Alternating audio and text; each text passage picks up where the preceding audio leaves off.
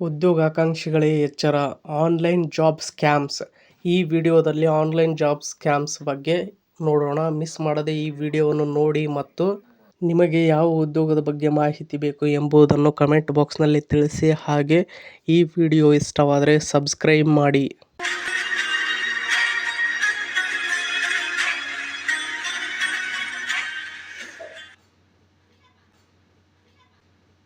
ಇಂದಿನ ಡಿಜಿಟಲ್ ಯುಗದಲ್ಲಿ ಉದ್ಯೋಗದ ಹುಡುಕಾಟ ಮೊಬೈಲ್ ಅಥವಾ ಕಂಪ್ಯೂಟರ್ ಪರದೆಯ ಒಂದು ಸ್ಕ್ರಾಲ್ನೊಂದಿಗೆ ಪ್ರಾರಂಭವಾಗುತ್ತದೆ. ಆಕರ್ಷಕ ಸಂಬಳ, ಪ್ರಮುಖ ಹುದ್ದೆ ಮತ್ತು ತಕ್ಷಣದ ನೇಮಕಾತಿಯ ಭರವಸೆ ನೀಡುವ ಜಾಹೀರಾತುಗಳು ನಿರುದ್ಯೋಗಿ ಯುವಕರಿಗೆ ಆಶಾಕಿರಣದಂತೆ ಕಾಣಿಸುತ್ತದೆ. ಆದರೆ ಇದೇ ಆಸೆಗಳನ್ನು ಬಂಡವಾಳ ಮಾಡಿಕೊಳ್ಳುತ್ತಿರುವ ಸೈಬರ್ ವಂಚಕರು ಯುವ ಪೀಳಿಗೆಯನ್ನು ಅಪಾಯಕಾರಿ ಜಾಲಕ್ಕೆ ಎಳೆಯುತ್ತಿದ್ದಾರೆ. ಇತ್ತೀಚಿನ ಲಿಂಕ್ಡ್ಇನ್ ಸಮೀಕ್ಷೆಯ ಪ್ರಕಾರ, ಭಾರತದ ಜನ್ ಝಿ ಅಂದರೆ 1997 ರಿಂದ 2012 ನಡುವೆ ಜನಿಸಿದ ಯುವ ಪೀಳಿಗೆ ಎಂದರ್ಥ. ಇನ್ನು ಉದ್ಯೋಗಾಕಾಂಕ್ಷಿಗಳಲ್ಲಿ ಸುಮಾರು ಅರ್ಧದಷ್ಟು ಮಂದಿ ಇಂತಹ ಆನ್ಲೈನ್ ಉದ್ಯೋಗ ವಂಚನೆಗಳ ಸುಳಿಗೆ ಸಿಲುಕಿ ಕೂದಲೆಳೆಯ ಅಂತರದಲ್ಲಿ ಪಾರಾಗಿದ್ದಾರೆ ಎಂದು ತಿಳಿದು ಬಂದಿದೆ. ಇನ್ನು ನೆಕ್ಸ್ಟ್ ನಾವು ನೋಡುವುದಾದರೆ, ತಂತ್ರಜ್ಞಾನ ತಿಳಿದಿದ್ದರೂ ವಂಚನೆಗೆ ಒಳಗಾಗುತ್ತಿರುವುದು ಏಕೆ ಎಂಬುದರ ಬಗ್ಗೆ ನಾವು ನೋಡುವುದಾದರೆ, ಇಂದಿನ ಯುವ ಪೀಳಿಗೆ ಇಂಟರ್ನೆಟ್, ಸಾಮಾಜಿಕ ಜಾಲತಾಣಗಳು ಮತ್ತು ಡಿಜಿಟಲ್ ತಂತ್ರಜ್ಞಾನದಲ್ಲಿ ಅತ್ಯಂತ ನಿಪುಣರಾಗಿದ್ದಾರೆ. ಆದಾಗ್ಯೂ ವಂಚಕರ ಮಾನಸಿಕ ತಂತ್ರಗಳಿಗೆ ಇವರು ಬಲಿಯಾಗುತ್ತಿದ್ದಾರೆ. ಇದಕ್ಕೆ ಮುಖ್ಯ ಕಾರಣಗಳು ನಾವು ನೋಡುವುದಾದರೆ, ತೀವ್ರ ಪೈಪೋಟಿ ಮತ್ತು ನಿರುದ್ಯೋಗದ ಭಯ. ಇದರಲ್ಲಿ ನೋಡುವುದಾದರೆ, ಮಾರುಕಟ್ಟೆಯಲ್ಲಿ ಉದ್ಯೋಗಗಳ ಕೊರತೆ ಮತ್ತು ಶೀಘ್ರವಾಗಿ ನೆಲೆಕಾಣಬೇಕೆಂಬ ಒತ್ತಡ ಯುವಕರಲ್ಲಿ ಹೆಚ್ಚಾಗಿದೆ. ಇನ್ನು ನೆಕ್ಸ್ಟ್ ನೋಡುವುದಾದರೆ, ತಪ್ಪಿಹೋಗುವ ಭಯ. ಸಮೀಕ್ಷೆಯಲ್ಲಿ ಶೇಕಡಾ 54ರಷ್ಟು ಯುವಕರು ಒಳ್ಳೆಯ ಅವಕಾಶ ಕೈತಪ್ಪಿ ಹೋಗಬಹುದು ಎಂಬ ಭಯದಿಂದ ಕಂಪನಿಗಳ ಹಿನ್ನೆಲೆಯನ್ನು ಪರಿಶೀಲಿಸದೆ ಮುಂದುವರೆದಿರುವುದಾಗಿ ಒಪ್ಪಿಕೊಂಡಿದ್ದಾರೆ.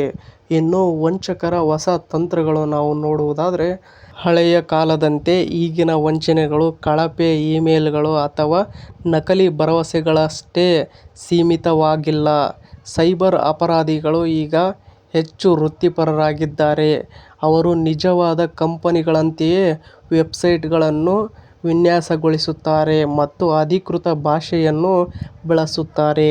ಇನ್ನು ಉದ್ಯೋಗದ ಪೋರ್ಟಲ್ಗಳಲ್ಲಿ ಸಂವಹನ ಆರಂಭಿಸಿ ನಂತರ ವಾಟ್ಸಾಪ್ ಅಥವಾ ಟೆಲಿಗ್ರಾಂನಂತಹ ವೈಯಕ್ತಿಕ ಮೆಸೇಜಿಂಗ್ ಆ್ಯಪ್ಗಳಿಗೆ ಅಭ್ಯರ್ಥಿಗಳನ್ನು ಸೆಳೆಯುತ್ತಾರೆ. ವರದಿಯ ಪ್ರಕಾರ ಶೇಕಡಾ 90ರಷ್ಟು ಉದ್ಯೋಗ ವಂಚನೆಗಳು ಇಂತಹ ಖಾಸಗಿ ಚಾಟ್ಗಳ ಮೂಲಕವೇ ನಡೆಯುತ್ತವೆ.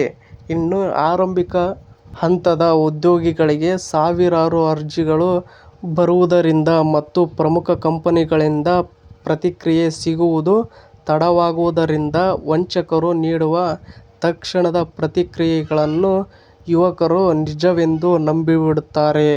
ಇನ್ನು ನೆಕ್ಸ್ಟ್ ನಾವು ನೋಡುವುದಾದರೆ, ಕೇವಲ ಹಣದ ನಷ್ಟವಲ್ಲ, ಮಾನಸಿಕ ಹಿಂಸೆ. ಇದರಲ್ಲಿ ನಾವು ನೋಡುವುದಾದರೆ, ಈ ಸ್ಕ್ಯಾಮ್ಗಳಿಂದ ಯುವಕರು ಕೇವಲ ಹಣ ಕಳೆದುಕೊಳ್ಳುತ್ತಿಲ್ಲ, ಬದಲಿಗೆ ಅವರ ಆತ್ಮವಿಶ್ವಾಸವೇ ಕುಸಿಯುತ್ತಿವೆ. ಇಂತಹ ಘಟನೆಗಳು ಇಡೀ ಡಿಜಿಟಲ್ ನೇಮಕಾತಿ ವ್ಯವಸ್ಥೆಯ ಮೇಲೆಯೇ ಅನುಮಾನ ಮೂಡಿಸುವಂತೆ ಮಾಡುತ್ತವೆ. ಮೊದಲ ಬಾರಿಗೆ ಉದ್ಯೋಗ ಹುಡುಕುತ್ತಿರುವ ಯುವಕರು ತೀವ್ರ ಮಾನಸಿಕ ಒತ್ತಡಕ್ಕೆ ಒಳಗಾಗುತ್ತಿದ್ದಾರೆ. ಮಾನಹಾನಿ ಮತ್ತು ಭವಿಷ್ಯದ ಭಯದಿಂದಾಗಿ ಅನೇಕರು ತಾವು ಮೋಸ ಹೋಗಿದ್ದನ್ನು ಹೊರಗೆ ಹೇಳಿಕೊಳ್ಳದೆ ಮೌನಕ್ಕೆ ಶರಣಾಗುತ್ತಿದ್ದಾರೆ. ಇನ್ನು ನೆಕ್ಸ್ಟ್ ನಾವು ನೋಡುವುದಾದರೆ, ಸುರಕ್ಷಿತವಾಗಿರಲು ಏನು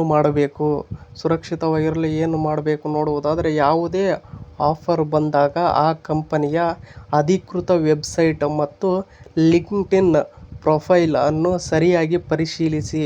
ಯಾವುದೇ ಪ್ರತಿಷ್ಠಿತ ಕಂಪನಿಯು ಉದ್ಯೋಗ ನೀಡಲು ತರಬೇತಿ ಶುಲ್ಕ, ಲ್ಯಾಪ್ಟಾಪ್ ಶುಲ್ಕ ಅಥವಾ ಸೆಕ್ಯೂರಿಟಿ ಡಿಪಾಸಿಟ್ ಹೆಸರಿನಲ್ಲಿ ಹಣವನ್ನು ಕೇಳುವುದಿಲ್ಲ ಎಂಬುದನ್ನು ನೆನಪಿನಲ್ಲಿಟ್ಟುಕೊಳ್ಳಿ.